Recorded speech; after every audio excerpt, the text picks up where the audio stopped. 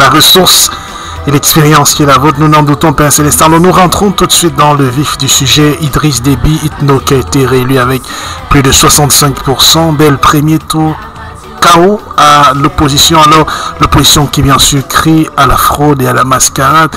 Il va rempiler pour un 5e mandat. Quelle est la réaction à chaud de cette réélection d'Idriss Déby? Je pense que l'Afrique doit grandir. Et grandir du fait qu'il faut une certaine démocratie, il faut avancer. Qui était le concurrent immédiat en face de Idriss Déby, le président Idriss Déby? Je pense qu'il y a un problème. Il y a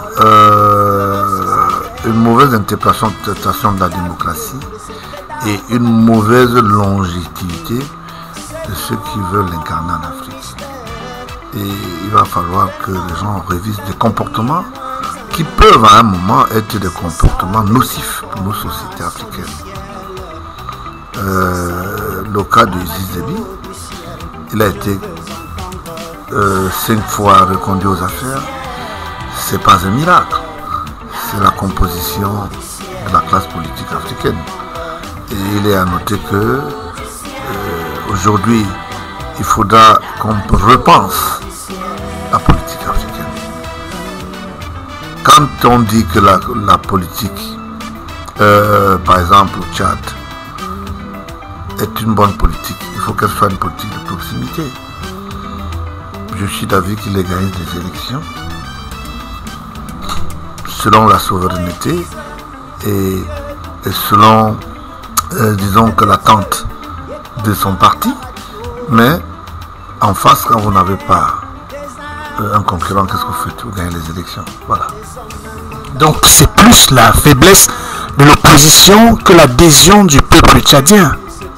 L'adhésion, je ne sais pas, je ne suis pas très proche de l'expertise en ce qui concerne statistiquement la numérique, je voulais dire des votants, mais j'estime qu'à un moment, il faudra qu'un certain nombre de nos pères africains, ça veut dire que certains représentants qui se regardent dans le miroir, parce que la continuité est une bonne chose, mais il faut avoir la bénédiction du peuple. Mais est-ce que dans le cas du Tchad, ce que nous avons vécu est une bonne chose?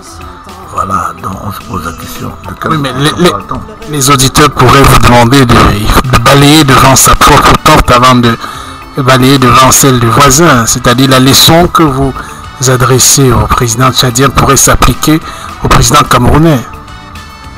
Monsieur Biya n'étant pas dans le collège de la corruption et n'étant pas dans l'idolâtrie de l'interruption politique africaine, je vous rappelle que il ne faut pas regarder le temps mis aux affaires, mais il faut regarder le pourquoi. Et j'estime aujourd'hui que le Cameroun est un cas école. Vous avez vu qu'avec l'histoire du terrorisme qui s'est transformé en Boko Haram, il y a des résultats probants. C'est vrai qu'il y a quelques nœuds gordiens.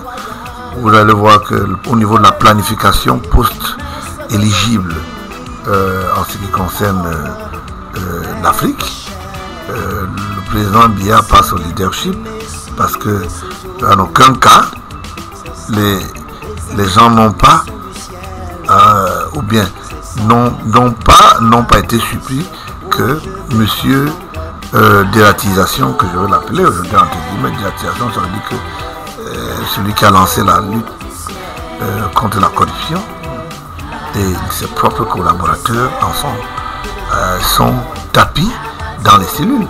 Donnez-moi un pays africain là où un président en exercice a pu faire comme M. Biya en défiant le temps.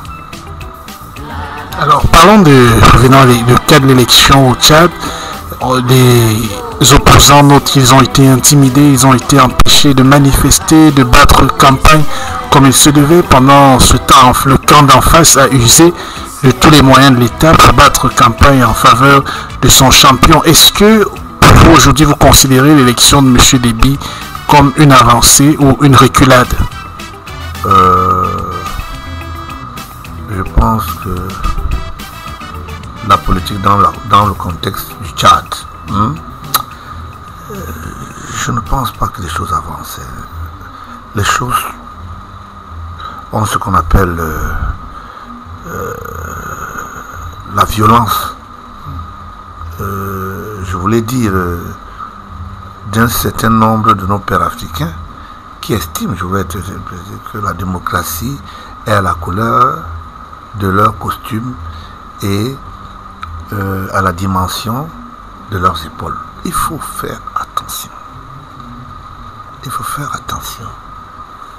D'abord, les organisations qui sont organisées au Tchad dans un état de guerre, comme au Cameroun. Et en matière d'urgence, on tient compte. Est-ce que c'est tous les votants qui, à un moment, pouvaient être à même d'aller voter dans la période requise du côté du Tchad? Voilà la question dont je me pose.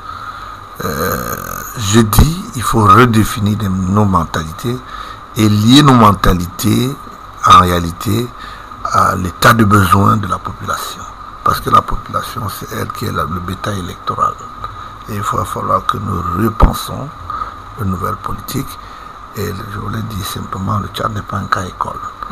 Et je souhaiterais que M. Idriss Déby, qui est le président en exercice, puisse tenir compte que les Tchadiens ont droit à un lendemain meilleur, surtout épris de paix. Parce qu'il faut éviter un certain nombre de choses. Sur mon regard, il y a beaucoup de parias à l'extérieur, c'est vrai, mais il faut éviter le pire. Très bien. On retient que le cas Idriss Déby n'est pas un cas d'école de Dr Georges Ibeba. Nous passons à un tout autre sujet qui a ému la communauté.